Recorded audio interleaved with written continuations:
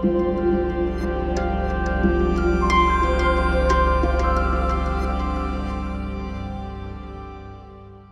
I want to talk to you today about the journey of going from Clash of Clans to Everdale, from essentially solo game to an inherently social game.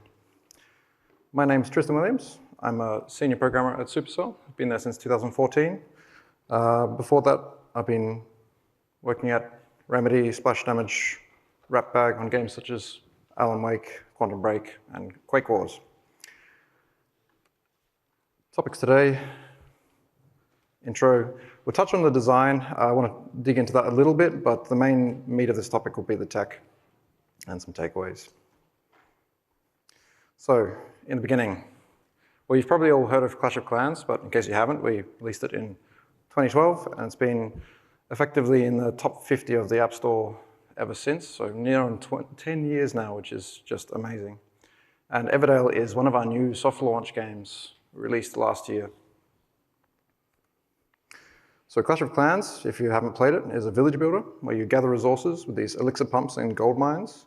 You build your own defenses and armies, and then you take your armies and attack other players' villages, steal their resources in this inverse tower defense type gameplay, and use their stolen resources to upgrade your own village and build more armies and gain trophies, high score chart.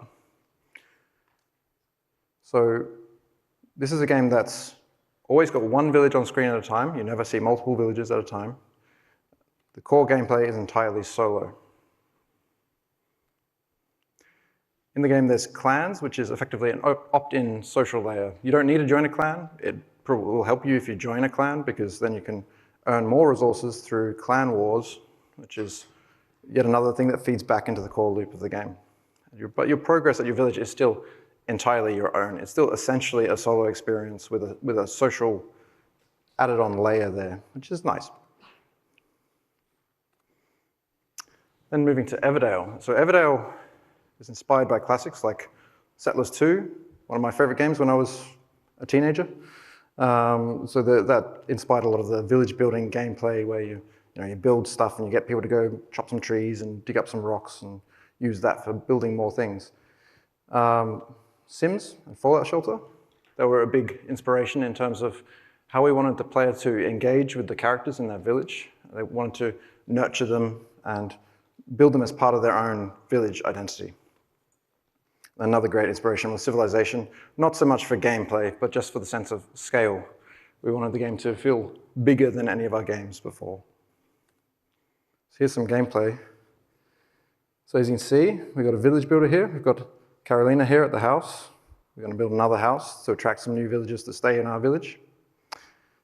And so we assign her a job to do, which is go work at that work site. She'll go, oh no, I need some wood. She'll run over to the wood storage, come back, drop off the wood, and start doing some building with some nice little critters around in the background. Then once that's done, this is all sped up for debug purposes. You can pick a new villager. Gabrielle here. And here she comes to join in the village.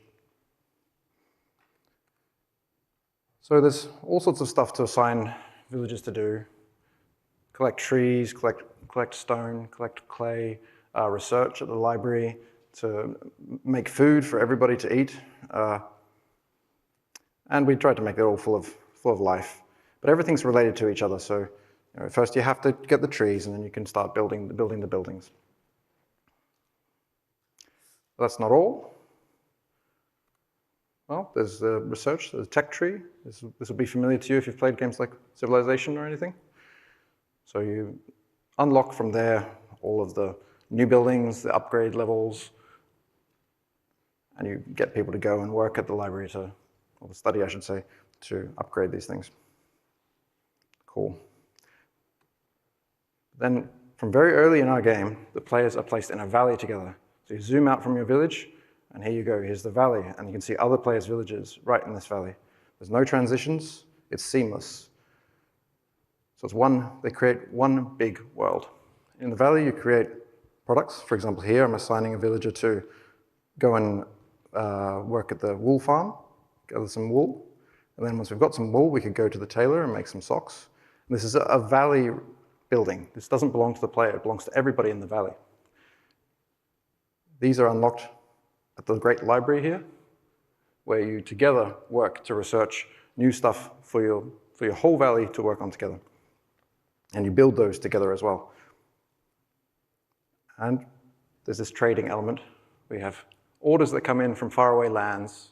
You fulfill the orders, and from the orders you get resources, you get valley upgrade points. That's just kind of fun. Very relaxing, chill vibes. Yeah. So in Everdale, the valley is deeply linked to your village gameplay. In the valley, you'll be upgrading your village's skills. You'll be sending them off to a guild to train. So that'll help you with your village gameplay, and you're also earning gold that you need for building new buildings in the valley. So the village supports the valley, and the valley supports the village. These two are deeply intertwined in the game design right from the very beginning. It's not a new layer, it's right at the core of the game. And here we have shared progress and deep collaboration between the players. So a bit of background on our teams, the way we do things at Supercell before we go too much further. It helps establish the context for the choices we made. So at Supercell, we like to have small, independent teams, as small as possible. So this game, we actually started it back in 2016. So it's quite a long project, but you have to understand that it was with less than 6 people for most of that time. And only towards the end, when it was clear that we were going to move towards soft launch with this game, we started to grow the game towards 10 to 20 people ready for launch. And at its peak, it's only had 4 client programmers and 2 server programmers working on it.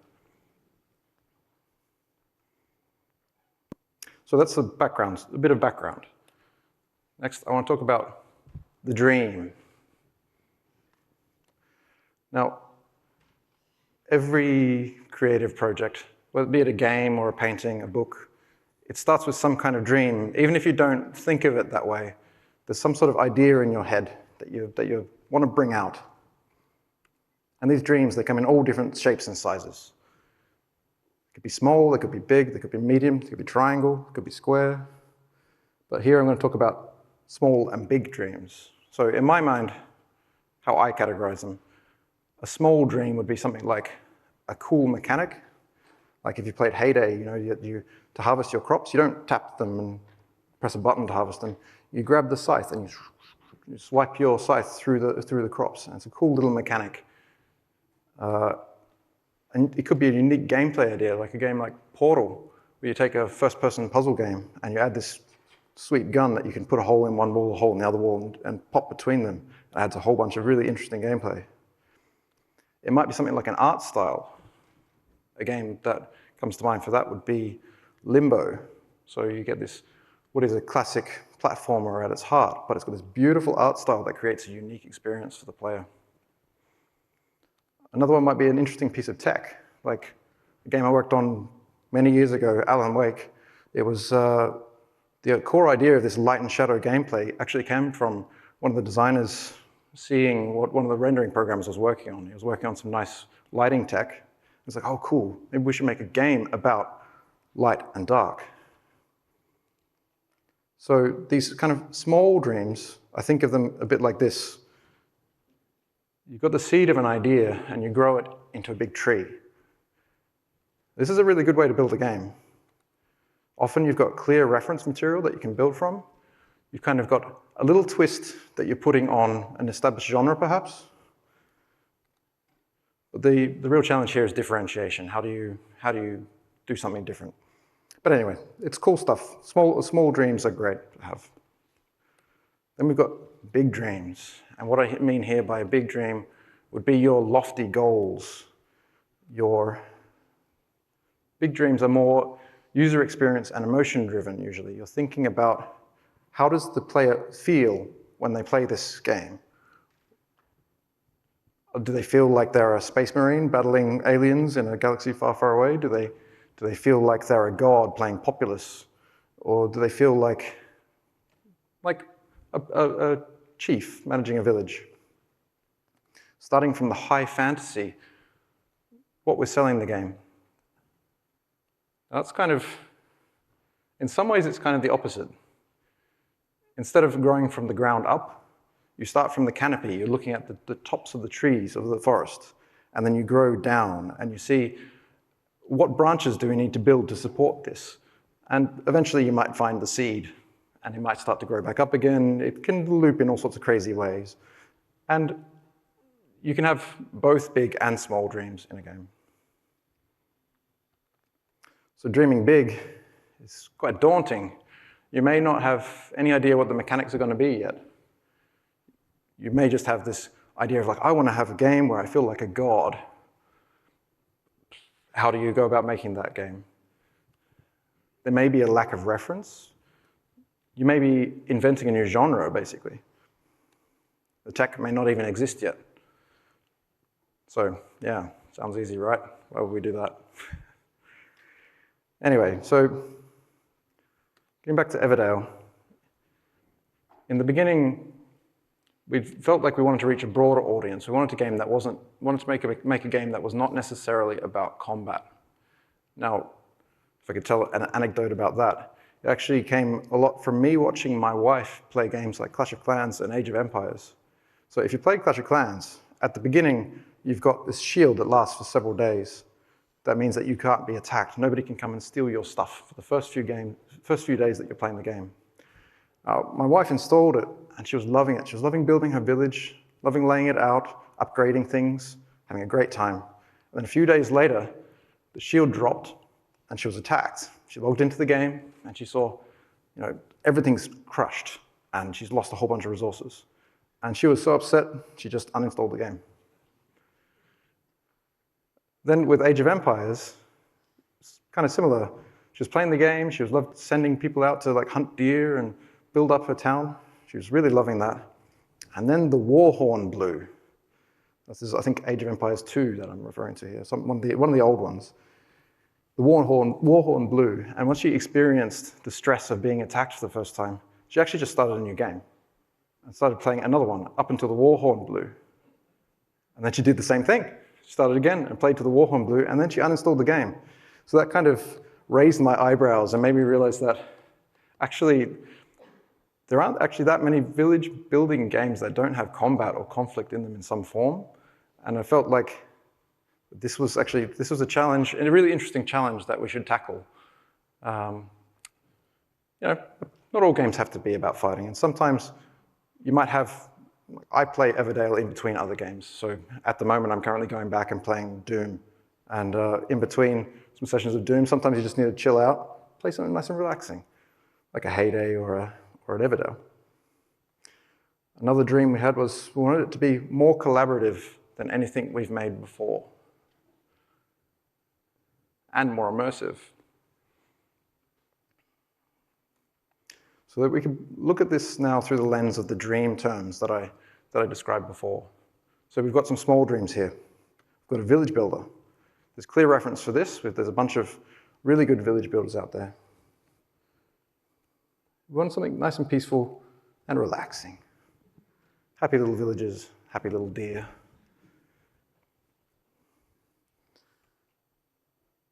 Here's our big dreams. This is the scary slide. Game with collaboration built in at the core. We wanted from the very beginning that you're working with other people to achieve bigger goals than what you can achieve on your own. We wanted it to be meaningful cooperation, not just a layer on top. We wanted it to actually mean something to the core of the game. And we wanted to create a seamless world with multiple villages. And as you saw from the videos before, we got there in some form. So the dream, every game starts with some sort of dream. It really helps if you can try to identify these early. You might not even be conscious of what you're trying to do, but you might have a feeling in mind, a vibe that you're going for. So try to identify these, because actually these may form the core design pillars of your game. And if you can write them down, then you can always refer back to those, and they'll help inform all of the decisions that you make from then on. And especially in the case of this talk, the tech choices. So I want to talk a little bit about what is collaboration in a game. And I'm going to use Clash as an example here. So here's a screenshot that I took of an offline build of Clash in the Alliance menu. So you group up with other players. This is what I think of as collaboration 101. Group up with other players and you have a menu where you can see the names of the other players. Maybe you can click on them and go visit their game states. Maybe you can chat with them. That's cool. Next level above that might be where you've got something like Clan Wars, where you've got what are still essentially solo battles, but you've got some combined scoring that helps you get more points, more resources out of this. So in Clan Wars, you've got arranged battles between one clan and another clan, where you'll earn stars, get resources based on your performance. And those resources are still just yours. They're still a solo element of the core loop. But we wanted to go for collaboration plus, seamless world, watching the other people play in real time, and real gameplay interaction in the real world, not just in the menus. We wanted to actually have as many of the things that you could do in the game as possible centered around some real object in the world that you scroll over to and tap. We didn't want to have to open too many menus and do things in menus. Sometimes it's unavoidable, but we were trying to do as much as possible in the real world. We wanted the teamwork to really mean something with shared goals between the players. Exciting stuff. We were all pretty pumped about this idea, but also pretty scared about this idea too, because it's a big world. It's going to be expensive to simulate and render. And remember we're targeting phones here, phones and tablets, not PCs and next-gen consoles. A game like this, we knew was going to be complex to design and even more complex to test. So we charged in, of course. So tech, well, in the beginning, we've got some technology that's fairly close. It's village builder technology. So we forked Clash of Clans. So a bit of background about Clash of Clans. It's built on an in-house engine. It's got a single village on screen at a time. Collaboration is effectively only in menus. And its rendering is completely 2D, sprite atlas based. These days, it's not just 2D anymore, but it was completely 2D. And what that means with the sprite atlas is, if you're not aware, is that we've got the original models in 3D, and then we render them out. The artists render them out in a whole bunch of different orientations and every different pose, and then we load those all up into the game as a pre-baked asset. Bit more tech background is that it's a client-server architecture, as you'd probably expect. The server's authoritative, and it always asserts that the client is in sync with it. And we do that by having this chunk of code that we call logic code that we run on both the client and the server at all times. And this code is designed to be as deterministic as possible. In fact, it's designed to be absolutely deterministic. We don't use any floating point values in our logic code. So logic state is persisted by the server automatically into the database, so you don't have to write any custom queries or transactions to databases. It's just all done for you.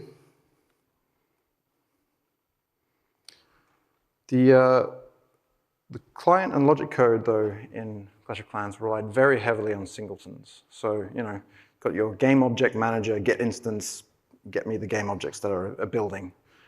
Shop offer manager, get the offers that are currently valid for the shop. Village, just get. And it would just be one of everything, and it was hard-coded,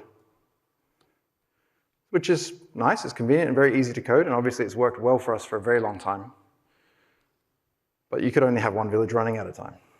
So the first step was to break that up. So the first step of making the multiple villages work was to break it up into the concept of contexts. So the context would bundle all of the subsystems that the village needed to run into one class. So you could get the context, and that would effectively be a village. It would have its own game object manager, shop offer manager, the village pointer is the context. And it has some downsides. It means that every object has to have a way of knowing what context it is in, but that's not a big deal. So that was a fair chunk of refactoring, but it's just work. So there were some cool benefits that came out of this, though. For example, we can now run the logic in the background as like a headless copy of the village. We can just spawn one whenever we want. spin off a copy of the village that you've got running and do whatever we want with it in the background. We could, for example, use it for some debug logic verification. I'll mention that a bit more later. We could predict it into the future. If you've played the game, you know that it gives time estimates of how long something's going to take. So we can just, when the user does something that changes the world, we can just take a copy of the village and then fast forward it into the future for a long time and find out when that activity finishes. So the design goal actually gave us some nice technical benefits.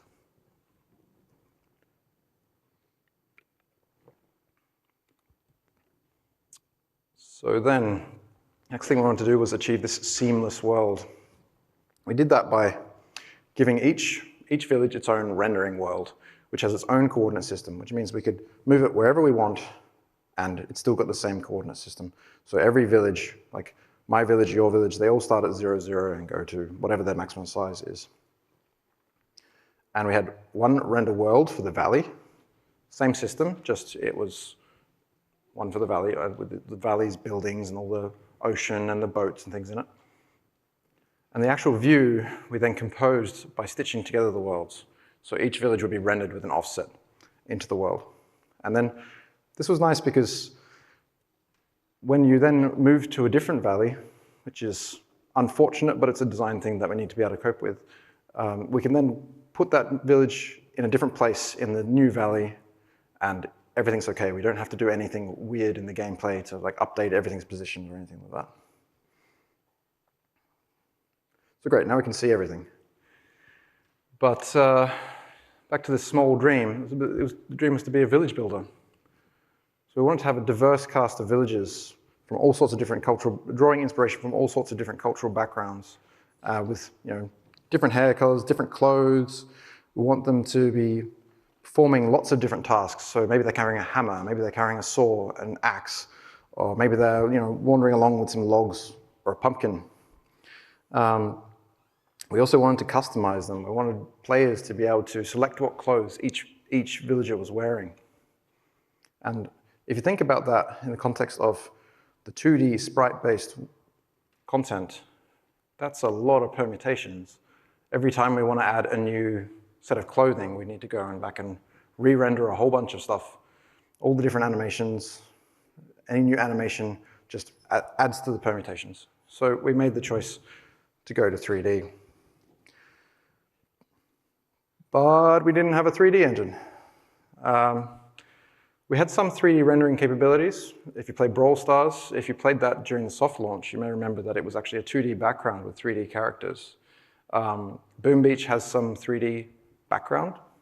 And there's also some 3D menu elements in Clash Royale back in the day. So we had some 3D rendering technology, we had some pipeline, so we just built a 3D engine, a simple one. A really simple one, actually. So we designed it to be as simple to use as possible, as close to our 2D engine as possible, because actually a lot of people at Supercell, a lot of programmers at Supercell don't have a 3D game background. I did, and a few other people at the company did, from working on our console and AAA games in the past. But yeah, it was important to make it so that people felt comfortable that they could just jump in and start building new stuff as quickly as possible. Another actual surprisingly tricky task was making the camera feel just as good as it did in Clash of Clans. So if you play our games, you may not have noticed, but you've certainly felt it, that it's very, very direct. Everything matches your fingertips. If you put your fingers on there and then scroll in and out or pan around, your fingertips will still be touching the exact same objects. So we made it a goal to make sure that we matched that one-to-one. And one cool thing about this engine that we built was actually it made its way back into Brawl Stars. So Brawl Stars is now 3D. And our other games in soft launch at the moment are also using that same engine, and they're all 3D too. And we now all improve the engine together, and it gets better and better and better all the time.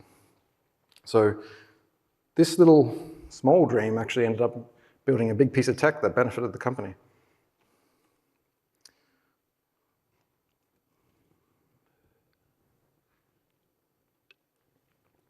So probably the real meat here is the collaboration tech. We wanted to have these multiple players in one seamless world. So in the beginning, we had that. We had the multiple players in one seamless world. And we had it so that the actions a player would do were transmitted to the other clients. So you could see what other people were doing, but you couldn't interact and you couldn't yet do something together. In your own village, this validation that you need to do is relatively simple. On your client, if you think you can do an action, okay, cool, send it to the server. Server can confirm, can validate on its end that this action is valid and apply it. If not, all we need to do is just say, send back to the client the correct version of the village and it can just fix itself. But when you influence shared state, it's a bit trickier.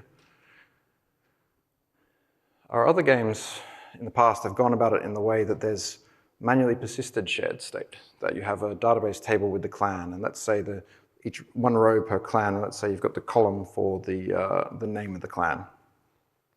So that name is specifically written out to the database. This was done with manual message handling and manual error resolution for every feature. So everything you wanted to do in the shared world required you to write the messages that you'd send from the client to the server to request to do it. It would require the server handling to redirect that to the right part of the server, the right instances, and it would need to validate it on the server side in the server code and send a response back, an appropriate response. It's like, yes, this change was made, no, this change wasn't made, and the client would need to resolve that error if necessary. So for a feature to be robust and good, you effectively needed both a client and a server programmer to handle it because, well, usually when us client programmers start writing database code, things go a bit wrong. But we wanted to have far more elaborate features than we've seen in our previous games. And the previous way of doing things is kind of tedious, and we felt that it would make the development time of the game prohibitive if we were to develop the shared gameplay that way. So we needed to improve. So what we're going to do? Our first thing we did was we added this shared logic state for the valley. So this is the bundle of logic code, and it had its own context as well. It meant that we could now run game objects in the valley code, in this shared code as well. And we implemented a well-defined action object, which is a class. It was encapsulating the player's action and its parameters, all of the validation checks necessary on every step of the way, all of the handling code for validation failure, and any rollbacks that would need to be applied. So if you're writing a new action, you just derive from this class and implement the function, implement the interface. And as long as you implemented it correctly, it would work. So how this worked in practice was it would validate the action on the client. If the client thinks it would be okay, we'll send it to the server, the village part of the server. So for scaling purposes, we were keeping each village separate and the values separate and communicating between them. So the action will be sent to the village server. If that failed, then you could respond to the client with the failure. The client could then run the appropriate rollback code. If it was okay, cool. Send that onto the valley and let the valley server now validate. If that failed, then you'd have to send it back to the server for the village, run some rollback code, then send that back to the client, run some more rollback code. If it was okay, cool, just apply it and distribute that to the other clients. So you can probably already see that this is not great. But it had some advantages. It was much neater and easier to see all of the handling in one place, rather than having the whole flow of this action being spread between our client code and our server code and a whole bunch of different files along the way. Instead, it was all bundled together into one neat little package. The setup that we'd done meant we could share actually a lot of code between the valley and the village. And one game programmer could now build a complete transaction without the help from a server programmer, which is great because Server programmers, their time is usually best spent on things that they're amazing at, like balancing loads and managing databases and all this cool stuff. Disadvantages. Disadvantages we found were the onus was entirely on the programmer to foresee any potential failure case and implement appropriate rollback for any of these cases. So at any of these points where that message was going through, something could happen that makes it so that your action fails. You know, someone else's action might have been applied first that makes yours fail. It might just be that someone's running a hacked client, perhaps. All sorts of things like this could happen, and you need to have appropriate rollback for all of them. So it was still tedious, laborious, error-prone code to write. It was actually pretty much the old way, just wrapped up in new packaging. And all of the client and UI code would need to be written so that all edge cases can be handled with all the various bailout scenarios. So let's say you were giving some wood to a construction project in the valley. You'd say, okay, I've subtracted 10 wood and sent it off. But it needs to come back and you need to get that 10 wood back again. Or a menu might pop up and you need to get rid of the menu or change the state of the menu completely. So often this sort of stuff is not trivial to write. And when you're dealing with a small team and you've got a lot of features you want to build and a lot of sub-features within those features, this consumes a lot of time and it's wasted effort. So we decided to improve this. What we did was we adopted a resimulation-based approach. If you've ever written any multiplayer tech before, you'd probably be familiar with this way of doing things, where the clients run ahead of the server and kind of just assume immediately that their own actions work. And then if something changes in their assumptions, then they rewind back and then repredict, resimulate again to the current time and try and do it so quickly that the player never notices. So here we changed it so that the server would be running all of the villages and the valley in each valley synchronously. The clients would be running slightly ahead of the server, and we made it so the clients could rewind to the last known good state and resimulate. So the server here is validating and applying actions against the village and the whole valley at the same time. So everything's in lockstep, moving together one step at a time. So advantages of this, we no longer needed any error resolution or rollback required. It was inherent in the way the system works. We need validation and execution. So our action class that we had defined before, the number of functions to implement dropped to basically validate with the village, validate with the village and the valley, and execute. This is a very robust way of doing things, because the server state is really well defined at any point in time. The server's got, in one instance, in one thread, it's got all of the villages in their current state, all at the same tick. The valley at the same tick, and all of the actions that it's going to have to execute in the future. In this case, yeah, as I said before, error resolution and its predictions can be handled universally in most cases. Not all the time, but most things can just drop out of this architecture. I wouldn't necessarily recommend this architecture for every kind of game. I wouldn't do it in an action game, but it's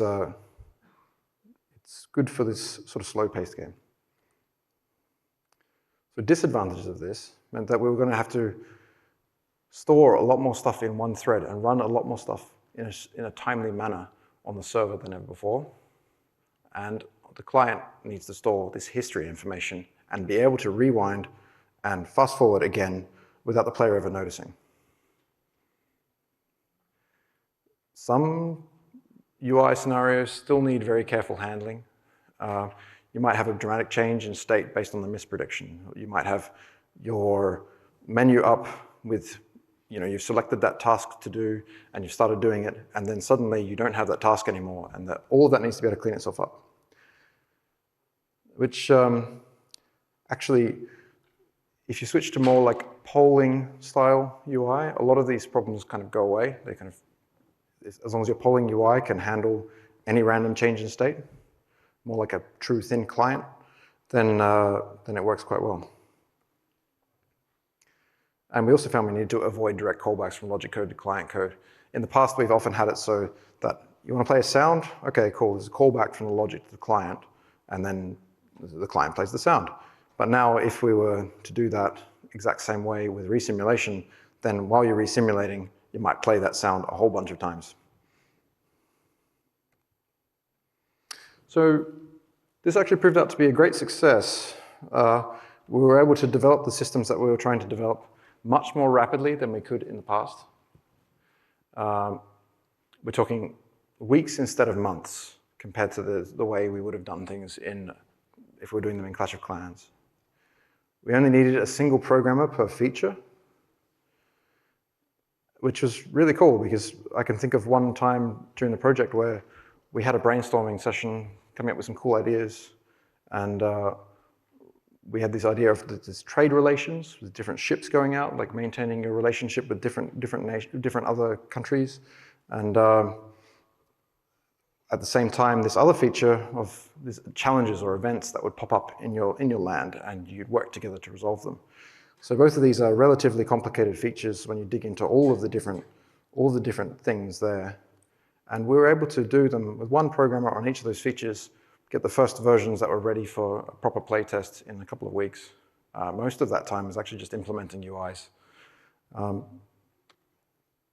And well, if you've been in the games industry for any length of time, you know by now that iteration time is key, especially if you've got a small team like ours, where at the time I think we only had 3 client programmers on the game, and one of them was focusing on rendering technology.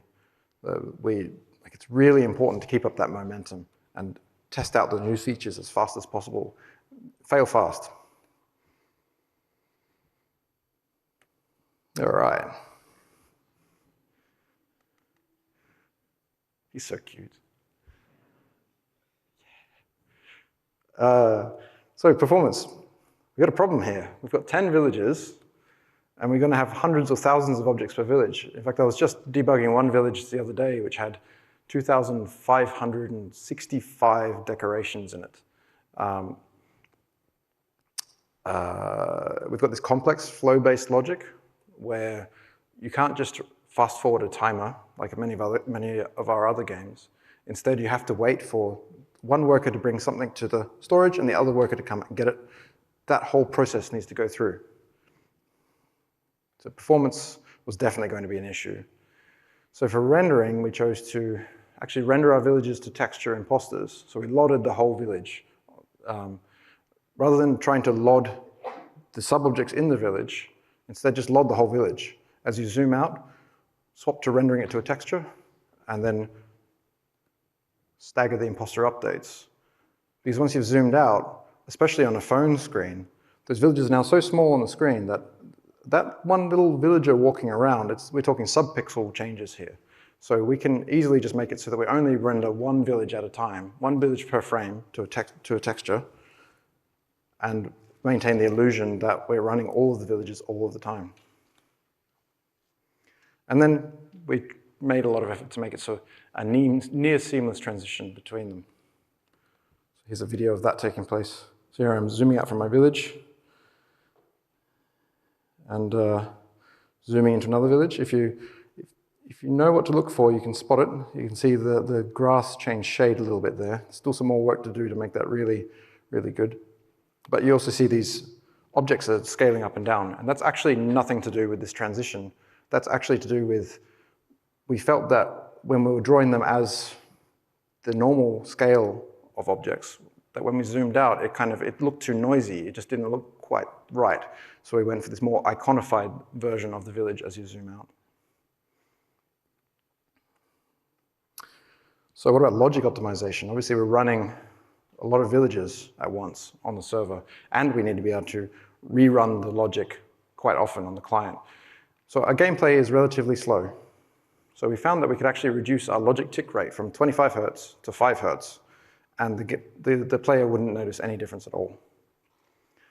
Of course, response time is definitely an issue there, where if you initiate an action, you might get up to 200 milliseconds of latency before the action actually starts to happen.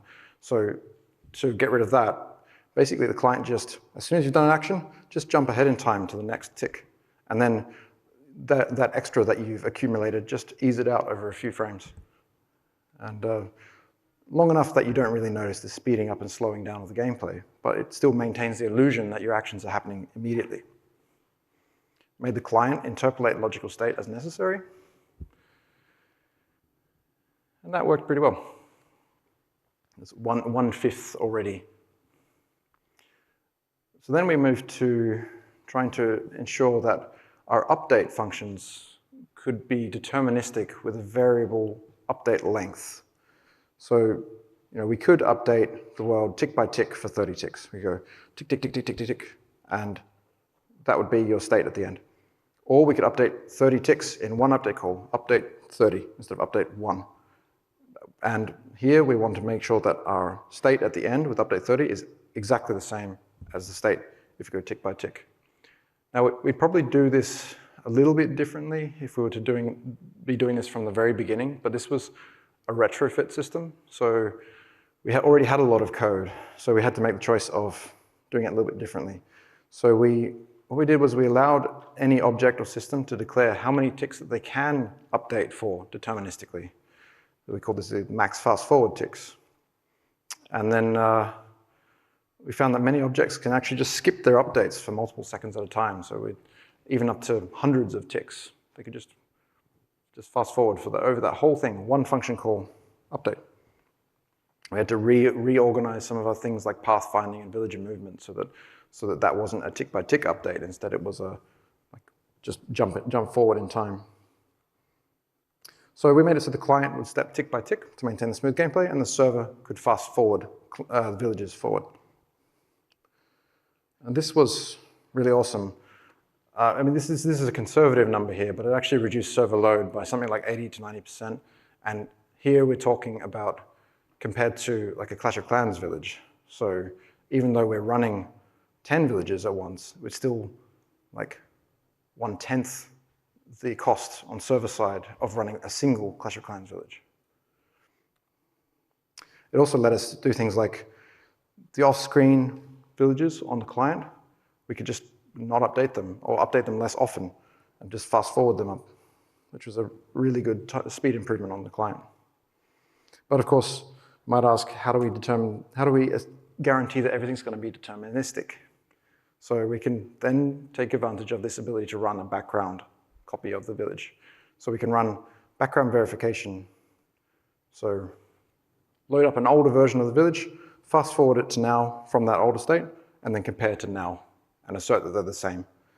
If they're not, we can save an error trace, a JSON file with the last known good state, and then we can then load that up into a debug client, run it forward, and repeat over and over again the situation that's not deterministic and find a way to fix it. And the debug servers can also save traces out when these situations are detected. So when we're testing, we can catch any really weird cases. So with guaranteed determinism and decoupled logic execution, we could do all sorts of cool stuff, like store replay traces for bug testing. We could do regression testing, where we just download all of the villages from the database and simulate them before and after any big system changes and assert that we have the same results. Say, change pathfinding. We still want the results to be comparable. And all sorts of other systems can be validated in background threads while playing.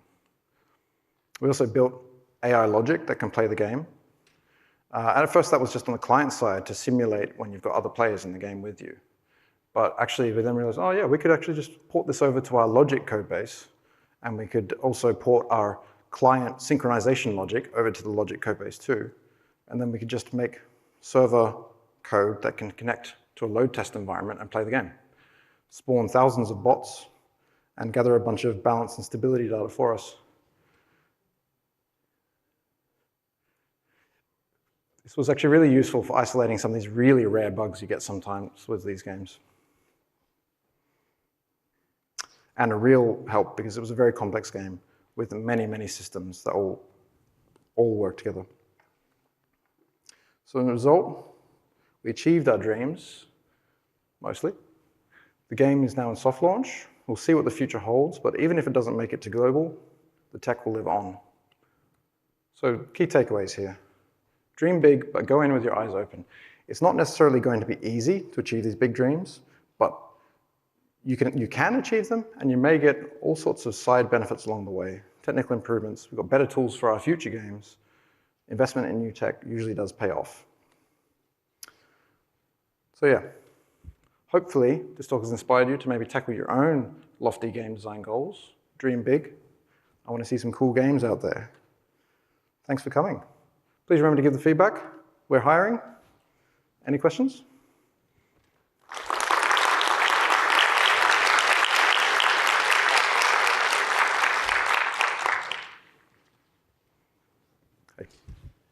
You were talking about this discussion you guys had about the trading systems in which you Branched out. Sorry? The trading systems. Oh, yeah. Where you were talking about the developers went off and they worked on one feature each, etc. Right? Were the developers directly involved in that conversation in terms of the design itself? Oh yeah, absolutely. Okay. Every step of the way. When you're working with a small team, having that kind of level of buy-in and everybody being involved with as many of the things that they work on as possible, it just saves so much time. For motivation. Absolutely. Well, yeah. Okay. Thank you. Yeah. Thank you. Hey, Tristan. Hey. A question on the zooming. You were talking about how you did a lot of different approaches to the zooming. How did you think about what size was too small and too large and when to do the swapping? Because that's a problem. And it looks really good on the big screen, but how do you approach that with the variety of screen sizes that you're dealing with on your game? We tried a whole lot of different screen sizes. Lots of experimentation. We tried many different iterations, and I think there's probably still iterating. The artists are probably still iterating on those, scaling up and scaling down things I was showing. It's a constant process, but it's everything can always be improved. Lots of iteration, like you're talking, just a lot of play testing just to get that feel. Say again? Lots of play testing to get that feel right. That's what it sounds like I'm hearing from you. Absolutely. And everyone on the team is playing the game, so you get the build out and everyone's like, oh yeah, that looks pretty good. Gives feedback to the guy. And off you go, try again. Yeah. Thank you. No problem. When working on something that was so experimental for so long, how did you balance between iterations for the experimental stuff and just play with such a small team, just plain old housekeeping, keeping APIs up to date, all the stuff you need to make sure you don't get kicked off the Play Store? Yeah, fantastic question. Yeah, I'd like to say that we have a silver bullet for that, but it's just using some common sense. And usually, if you've got a good bunch of developers that are really close to the game and know what's going around them, they usually make good decisions without actually needing sort of any overarching philosophy to be applied. It's kind of we have a bit of a saying in the company of Supercell first. Or we have had that. So sort of make a decision that's going to be good for the company and not necessarily good for my getting my jollies by doing another iteration on something, because it'd be really cool if I did that. But actually, does that really add something? Am I really adding value here? Just a different question. In terms of determinism, how did you guarantee that across all devices and all different CPU architectures that the same code would result in the exact same result? Yeah, it's a great question. And actually, it's even more complicated than that because our servers are Java and our clients are C++. Same. So we actually do it all in fixed point. No floating points allowed in logic code. No floating points allowed. Yeah. Okay. So once you're in fixed point, there are some really interesting edge cases in fixed point overflows. Especially, we found a few new ones with the M1, the new M1 CPUs, that we had to manually figure out in some of our core libraries. But Because of the tablet, not because of the laptop, right? the laptop, actually, the M1. It plays on the laptop. Yeah, the M1 CPUs on the iOS, they handle a certain kind of overflow slightly differently. Okay. Because it's undefined in C++, that particular behavior. Yeah, it's So fixed point mostly solves the issue. fixed point. Yep. Okay, thank you. Yeah. And when you're testing it on your computers, so you log the state to replay it if a player reported it or it automatically logged it, and on your computers it runs the exact same. Yep. Absolutely. Thank you. Yep. No problem. Ask a quick question. So when you were talking about the server architecture, you talked about how you re-architected it a couple of times. On the client side, it also sounds like you guys did several refactors. How do you guys think about that in your planning process? Because at the same time, you're talking about building out prototypes very quickly in like a 1-week turnaround. And how do you balance what needs to get built out quickly versus when something needs to be refactored? Because it feels like, at least from my experience, a lot of time refactoring gets cut because it's not necessary to ship. It does help the product, but just want to hear your thought process on that. Yeah, that's a really good question. Again, I don't have a silver bullet for that one. I have a personal philosophy on that one, that once I'm copying and pasting a bit of code more than 3 times, or 3 times or more, I start to refactor to combine them. And then it comes down to a lot of just thinking about what's right. Actually, some of the refactoring, like for example, the second pass on the way the actions worked for the shared logic, was probably twiddled my thumbs about it a bit too long before I started on that. I wish I had done it sooner, because I kind of like, it was bugging me that this is still tedious, this is annoying to do this stuff. And then eventually bit the bullet, like, okay, scrap this, re-architect the server a bit so there's re-simulation instead. And it was a bit of effort, it was quite a lot of effort, but it totally paid off. So we should have just done it earlier that way. Yeah. So it's an experience thing. So when you go to your producer there and you're like, oh man, I have not refactored this, I need to do this, it's going to take it, you made it sound like a big effort, right? So it also, you come into your producer and saying, oh man, I need to refactor this, it may take another month, 2 months. How do you work with that on the rest of the schedule? Do you just say the schedule keeps pushing based off of that, or do you guys look for trade-offs there? Well, our producers are so close to the game that they kind of see a lot of these difficulties, and they kind of see that you know, this feature is going to take a long time. So it's kind of a matter of making that case of like, okay, this might take a couple of months, but it's going to mean that we can iterate so much faster on our features. And it's not everybody in the team that's stopped by this. It's kind of maybe my work on the other things slowed down for that time. But then the system was completed. I did the migration for the other guys on all the work that they were continuing to do while I was working on this in a branch. And we started moving on with the new tech. So it comes down to like helping your producer understand the trade-offs and trying to be realistic with yourself about what the trade-offs are going to be and trying to make good estimates. Thank you. Yeah, thank you. Hi. Hi.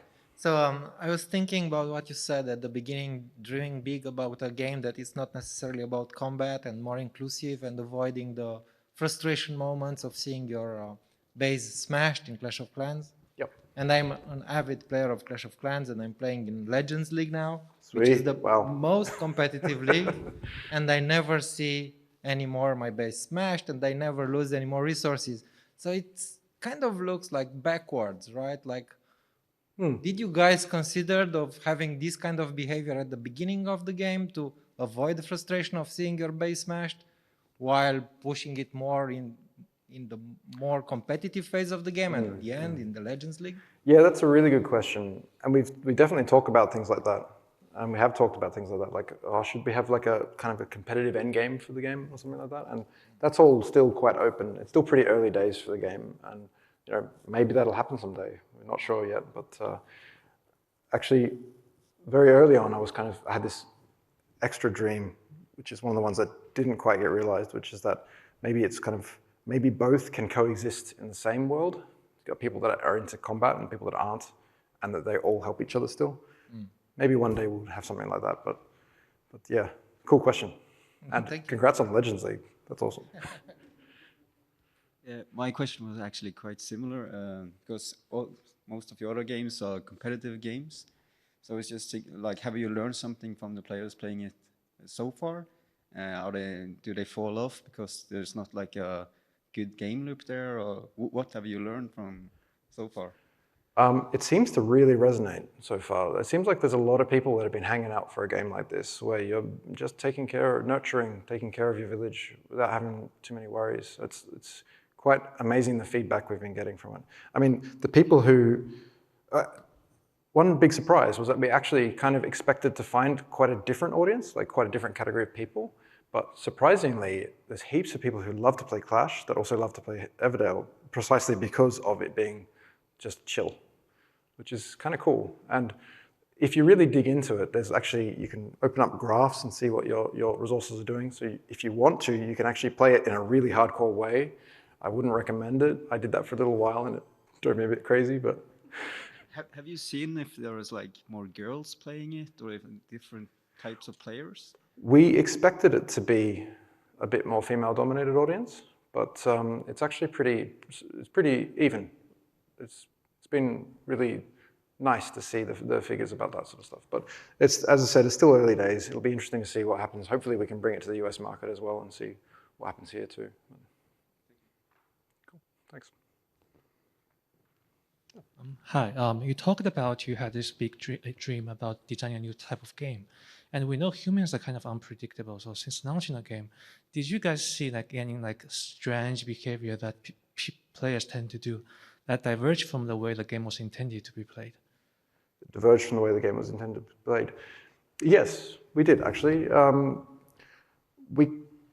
We didn't expect to see so many people